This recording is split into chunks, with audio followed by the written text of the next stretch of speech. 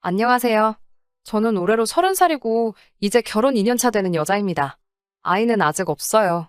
무죄한 건 죄가 되지 않지만 사람 심보가 나쁜 건 용서할 수 없는 일입니다.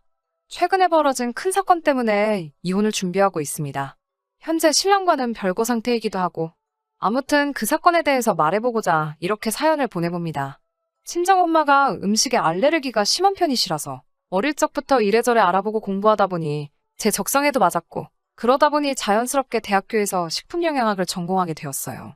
졸업을 하고 적당한 직장에서 회사원 생활을 하고 있었습니다. 직장은 결혼하고 그만두었어요. 남편은 헬스장에서 처음 만났어요. 제가 선천적으로 많이 마른 체형이라서 알게 모르게 컴플렉스가 심했거든요. 전공이 전공이다 보니 식단에는 자신이 있었기 때문에 부족한 건 운동을 해서 보완해보고자 등록한 헬스장이었어요. 신랑은 저랑은 반대로 곰 같은 체형을 가지고 있어요. 저는 마른 체형을 운동으로 극복해보고자 했지만 남편은 저와 반대로 살을 빼기 위해 등록한 헬스장이었지요. 서로 반대되는 모습에 끌렸는지 남편하고는 우연한 계기로 서로 말을 트게 되었고 서로 호감을 느낀 저희는 연인 사이로 발전하게 되었습니다. 그 후 결혼 이야기가 오고 가면서 자연스럽게 서로를 각자의 부모님에게 소개를 하게 되었어요. 저희 부모님은 신랑이 듬직하고 순해 보인다면서 마음에 들어 하셨는데 시어머니는 제가 별로 성에 차지 않으셨던 것 같아요. 처음 봤을 때부터 저의 마른 체형을 가지고 마음에 안 든다는 듯이 몇 마디 하시더라고요. 제가 남들보다 말랐을 뿐이지 가리는 음식도 없고 잔병치레도 없이 건강한 사람이거든요. 그런데 아무래도 제가 겉으로 보기에는 빈약해 보이니 처음 만나 뵌 식사 자리에서 괜히 깨작대면서 먹는다고 눈치도 주시고 남편이 위에 올라타면 부러지겠네라던지 그렇게 삐쩍 말라서 애기는 제대로 낳을 수나 있겠냐 하는 등 조금 껄끄러운 농담도 서슴지 않으셨습니다. 그냥 유난스러운 성격이라고만 생각했고 남편도 어머니가 동네 장사하시는 분이라서 워낙에 입이 걸걸하신 편이지 결코 아기가 있어서 하는 소리도 아니고 알고 보면 정도 많고 사람 참 좋으신 분이라고 설명을 했어요. 결혼을 하면 명절 때나 가족 행사 아니면 거의 마주칠 일도 없을 거고 시어머니랑 사는 게 아니라 남편과 둘이 사는 거라 생각해. 저도 크게 개의치 않아 했는데 이미 그때부터 단추를 잘못 끼운 게 아닌가 하는 생각이 들 때도 있어요. 처음으로 양가 부모님이 만나는 상견례 자리에서 작은 해프닝이 있었어요. 코스식으로 음식이 나오는 한정식 집에서 상견례를 했습니다. 그날 나오는 메인 메뉴 중에 하나가 새우를 사용한 요리였어요. 친정엄마가 갑각류 알레르기도 가지고 계셔서 음식을 주문할 때 주문받으시는 분에게 특별히 요청을 했어요. 어머니가 알레르기가 심하신 편이니 저희 어머니 음식을 준비해 주실 때 꼭 새우 껍질을 확실히 제거해서 조리해 주시거나 그게 여의치 않은 상황이면 새우 요리 말고 다른 걸로 준비해 달라고 부탁드렸죠. 그 모습을 보더니 시어머니는 새우 껍질에 좋은 성분이 얼마나 많은데 그걸 안 드시냐며 마치 저희 어머니가 편식을 하시는 걸로 받아들이시더라고요. 그러면서 제가 삐쩍거린 이유를 알겠다고 그 이유가 편식하는 친정엄마에게 있었다는 듯이 이야기를 하셨어요.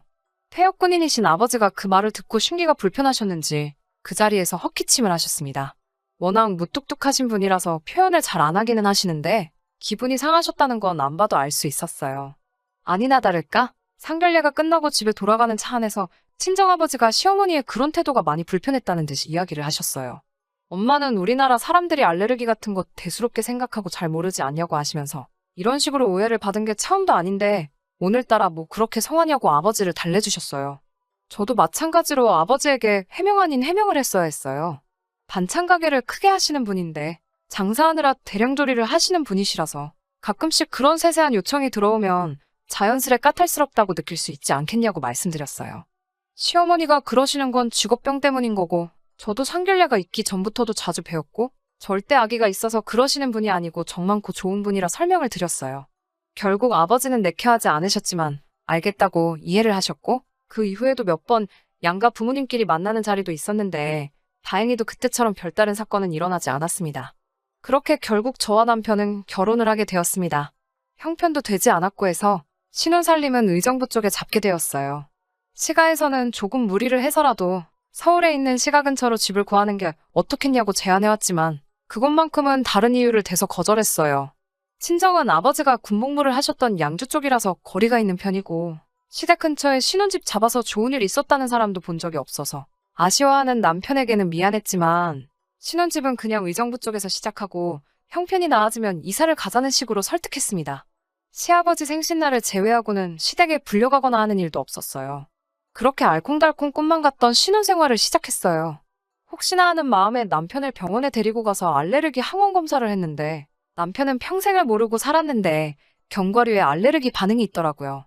증상도 거의 없다시피 미미한 편이기도 했지만 알레르기라는 게 모르는 사이에 악화가 될 수도 있는 부분이라서 조심스럽게 되더라고요. 어느 날이었는데 결혼하고 처음으로 시어머니께 시가로 와보라는 전화를 받게 되었어요.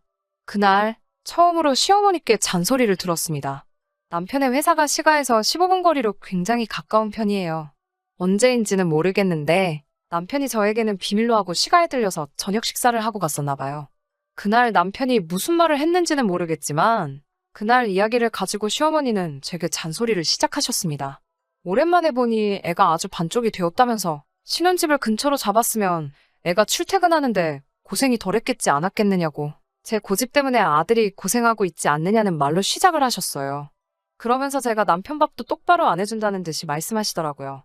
신혼집 위치에 대해서는 할 대답이 없었지만 식사에 관해서는 그렇지 않다고 아침밥도 꼬박꼬박 챙겨주고 있고 식단을 짜서 도시락까지 싸주고 저녁도 시간 맞춰서 꼭 먹이고 있다고 답변드렸습니다. 시어머니는 밥을 몇 끼를 먹는 게 중요한 게 아니라고 하시면서 신랑이 제 음식이 입에 안 맞아서 죽겠다고 불만이 많다고 했다고 하더라고요.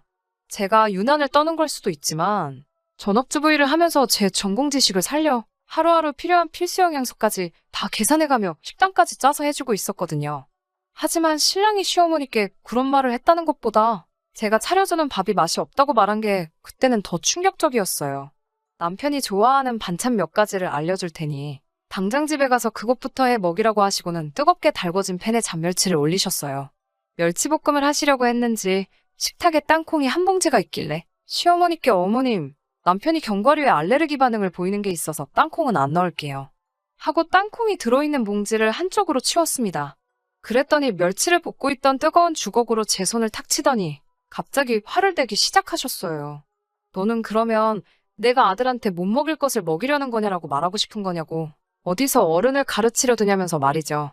그런 게 아니라 알레르기 반응이 있어서 조심하고 있다는 말씀을 드렸는데 그 말을 듣자마자 주걱을 바닥에 휙 던지시면서 너는 어른이 말하면 그런 줄 알지.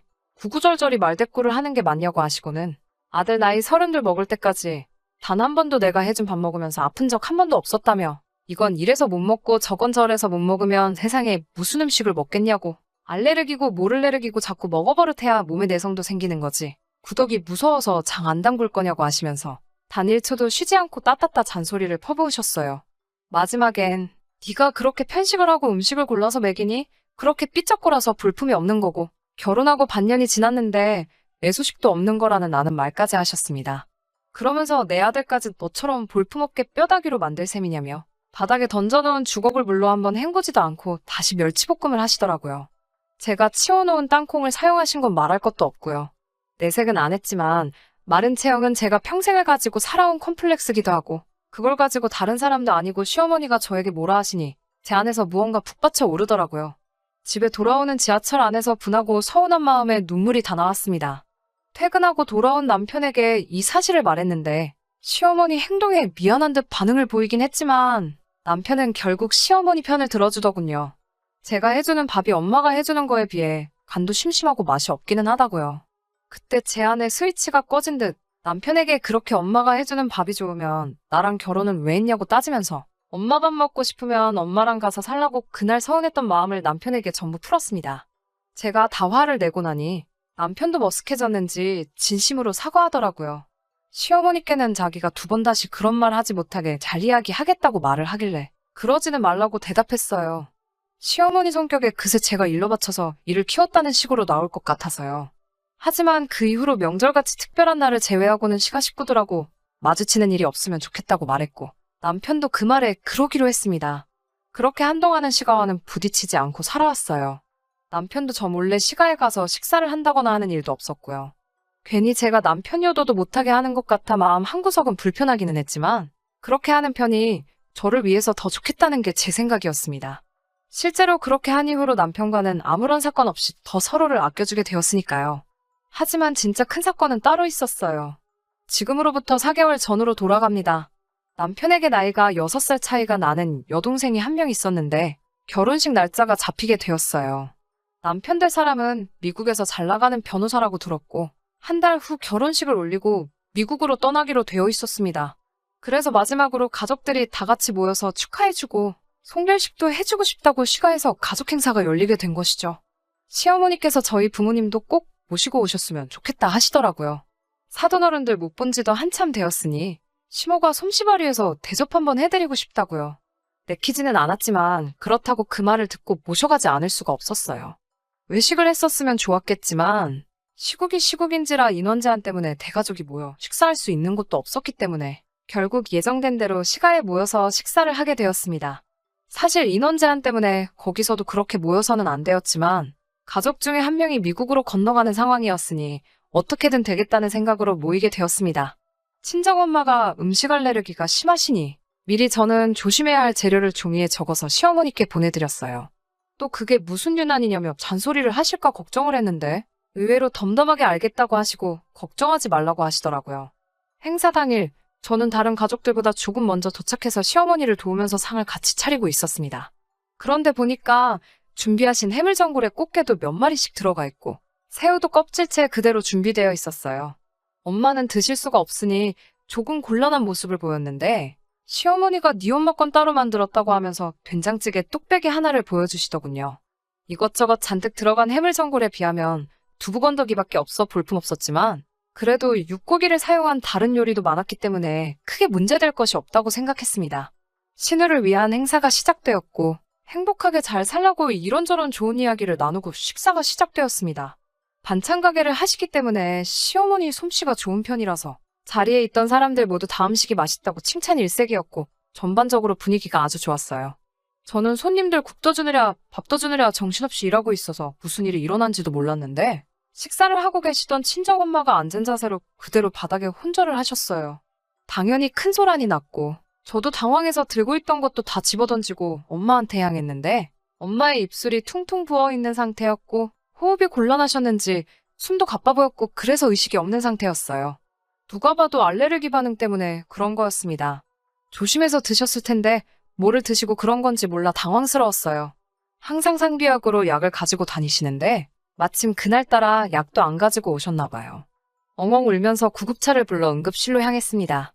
엄마는 알레르기 반응 때문에 정신이 없을 텐데도 구급차 안에서 살짝 의식이 돌아오셨는지 저를 걱정하시면서 엄마가 바보같이 약을 안 가져와서 그랬다고 사돈네 행사인데 미안해서 어쩌냐며 그 걱정을 하고 계시더라고요. 응급실에서 주사를 맞고 어느 정도 증상이 가라앉아 쉬고 계신 엄마를 보니 그제서야 제정신이 들더라고요. 문득 전화기를 보니 남편한테서 전화가 수십 통이 와 있었어요. 엄마의 상태를 물으려 전화를 했는가 싶어 이제 조금 괜찮아지셨다고 말하려 전화를 했는데 남편은 위급한 목소리로 빨리 와서 장인어른 좀 말려달라고 거의 울 듯한 목소리로 다급하게 말을 해왔습니다. 옆에서 통화 내용을 들은 엄마도 도무지 무슨 상황인지 짐작이 안 가시니 엄마는 괜찮으니 어서 가보라고 하시더라고요. 온갖 생각이 교차해서 가는 동안에도 무슨 일이 벌어지고 있나 정신이 다 없었어요. 택시를 타고 겨우 도착한 시댁은 아주 난장판이 되어 있었습니다. 경찰까지 출동한 상태였고 남편과 다른 친척들 3명이 달라붙어 친정아버지를 뜯어말리고 있었어요. 결혼을 앞둔 신우는 그 앞에서 얼굴을 감싸 안은 채 엉엉 울고 있었습니다. 머리는 완전히 헝클어진 상태로요. 저는 당장 아버지한테 달려가 이게 뭐 하는 짓이냐고 소리를 질렀어요. 아버지도 저를 보고 제정신이 들었는지 그때부터 감정을 추스르기 시작하셨고 조용히 저와 함께 경찰서로 향했습니다. 아버지 손에는 신우의 것으로 보이는 머리카락이 몇 가닥 잡혀 있었어요. 그리고 진술서를 작성하는 과정에서 충격적인 상황의 전말을 듣게 되었습니다. 친정엄마가 응급실에 실려가는 과정에서 시어머니가 혼자 중얼거리듯 한 말이 아버지를 화나게 만든 것이었어요. 시어머니는 실려가는 엄마를 보고 애미가 저렇게 약골이니 딸년도 그 모양이지 라고 말하며 혀를 쯧하고 찼다고 하셨습니다. 그 말을 우연찮게 아버지가 들으셨는가 봐요. 원체도 옥성질을 가지고 계시고 시어머니의 아나무인적인 태도에 진노하신 아버지는 그 자리에서 밥상을 뒤집어 엎어버리고는 근처에 있던 신우의 머리채를 잡아버린 거죠. 신우의 머리채를 잡고 한바탕 호통을 치셨답니다. 시어머니를 향해 니년 말대로라면 애비가 머리카락이 없으니 딸년을 대머리로 만들어놔야겠다고 똑같이 맞불을 놓으신 거였어요. 시아버지가 머리숱이 많이 없으신 편이거든요. 퇴역 군인이지만 한평생 운동을 그만두신 적이 없는 분이셨기 때문에 남편을 포함한 시가 친척들 3명이 달라붙어도 아버지를 떼어놓기 힘든 상황이었었나 봐요. 그 와중에 사실 아무 잘못 없는 신우가 말려든 부분에 대해서는 저도 할 말이 없고 면목도 없지만 그 상황에 사과는커녕 친정아버지에게 머리채를 잡혀있는 신우를 보고 어디 해볼 테면 해보라고 아주 콩밥을 먹여주겠다고 시어머니도 한 발자국도 물러나지 않고 제가 도착할 때까지 친정아버지를 도발하면서 울음장을 놓고 계셨었나 봐요. 근처에서 따로 시어머니가 진술을 하는 과정에서 더 소름 돋는 사실을 듣게 되었습니다. 시어머니는 엄마의 찌개를 따로 준비하는 과정에서 고의로 건새우를 잘게 갈아서 육수를 내셨다고 합니다. 그 사실을 아주 당당하게 말하더군요. 그러면서 하는 말이 알레르기 같은 건 자꾸 먹어서 낫게 해야 한다고 친정엄마의 편식하는 못된 버릇과 알레르기를 낫게 해주기 위해서 선의로 벌인 일을 가지고 친정아버지가 결혼을 앞둔 신우 인생을 망칠 뻔했으니 머리채를 잡았다는 걸 이유로 우리 아버지를 형사고소를 하겠다고 불같이 날뛰시더군요. 저는 시어머니의 진술을 듣고 온몸에 소름이 돋았습니다. 알레르기가 그 정도의 반응을 일으킬 거라 생각 못하신 부분이 있다고 아무리 이해를 하려고 해봐도 제가 미리 친정엄마가 피해야 하는 음식 재료들까지 전부 적어드린 상황이고 그 증상이 심하다고 미리 언지를 드린 상태에서 그게 정말 선의가 되었든 악의를 가졌던 간에 의도적으로 독이나 마찬가지인 음식을 우리 엄마에게 먹였다는 사실을 믿을 수가 없었어요. 그때만큼은 시어머니가 사람으로 보이지 않았고 온몸에 소름이 다 돋을 정도였어요. 상황이 상황이니만큼 그날 이후로 남편과는 별거 중인 상황입니다. 그날 일로 목이 심하게 부으셨던 어머니는 아직도 큰 목소리를 내는데 어려움이 있으시고요. 남편과는 합의점을 찾지 못해 아직 이혼 소송을 진행 중인 상황입니다. 현재는 시댁에서 친정아버지를 고소한다고 했던 거는 아무래도 취하한 것 같습니다. 시어머니가 진술하는 과정에서 의도적으로 친정엄마에게 먹여선 안 될 것을 먹인 정황을 있는 그대로 밝히셨고 아버지가 신우의 머리채를 잡은 건 분명 잘못한 일이지만 그날 응급실에 실려가시면서 사경을 헤매신 친정엄마의 증세와 비교해보면 승산이 없다고 생각하셨나 봐요. 정말 자칫하다가는 죽을 뻔하셨거든요. 아무래도 그게 재판 과정에서 본인들에게 불리하게 적용될 것이라는 생각을 하신 것 같습니다. 남편하고는 사실 둘 사이에 그렇다 할 문제점은 없지만 양쪽 부모님이 서로 이렇게 된 상황에서 이혼을 하는 것이 맞다고 생각합니다. 별거 중인 상황에 양가에서 별다른 이야기는 오고 가지 않습니다. 신우는 예정대로 결혼식을 올렸고 현재는 미국으로 가 있는 상황이지만 아직도 상태가 호전되지 않은 우리 엄마는 그때부터 지금까지 아무 일도 하고 계시지 못하거든요. 도가 지나친 아버지의 행동에 손가락질을 하실 분들도 많을 거라 생각합니다. 사실 속이 뻥 뚫리는 사이다 같은 사연도 아닐 것이라 생각하고요. 하지만 아직도 최악의 경우 그날 잘못되셨을 친정엄마를 생각하면 천벌을 받아 마땅한 시가 식구들이 그 정도로 끝난 게 오히려 다행이지 않겠냐는 생각도 하고는 해요. 그 자리에 아버지가 아닌 제가 있었다면 더한 일도 하지 않았을까 하는 생각도 들 때가 있습니다. 제가 좀 더 사람 고르는데 신중했다면 이런 일도 없었을 것 같아. 아직도 힘들어하는 엄마를 보면 죄송한 마음밖에 들지 않습니다.